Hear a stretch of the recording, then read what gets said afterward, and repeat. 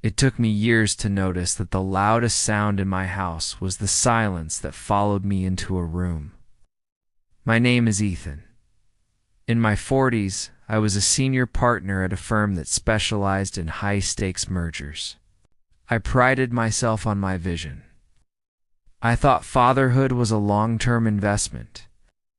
I believed that by providing the top-tier private school, the vacations in the south of France, and the most prestigious zip code in the state, I was saying I love you in the most powerful way possible.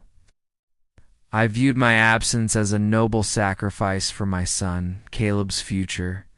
I remember one Saturday morning, Caleb was about 10, sitting at the kitchen table building a complex model of a skyscraper.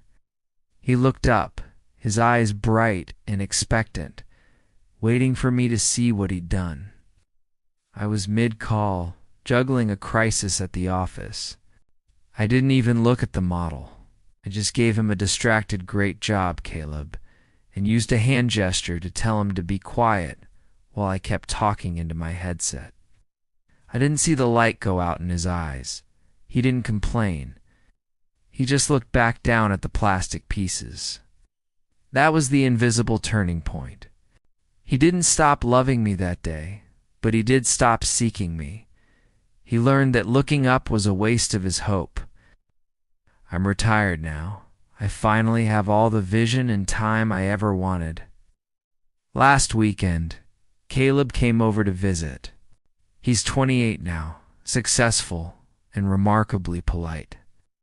I walked into the den where he was sitting, determined to finally have that deep, meaningful conversation I'd been saving for years.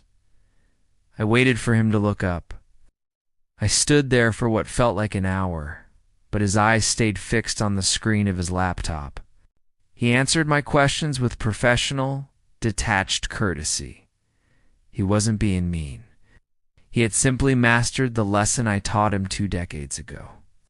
He had learned how to be in the same room as me without actually being with me. I built a world for him, but I forgot that the most important part of any world is the person standing right in front of you. Children don't remember the legacy you built. They remember the person who actually showed up to see them.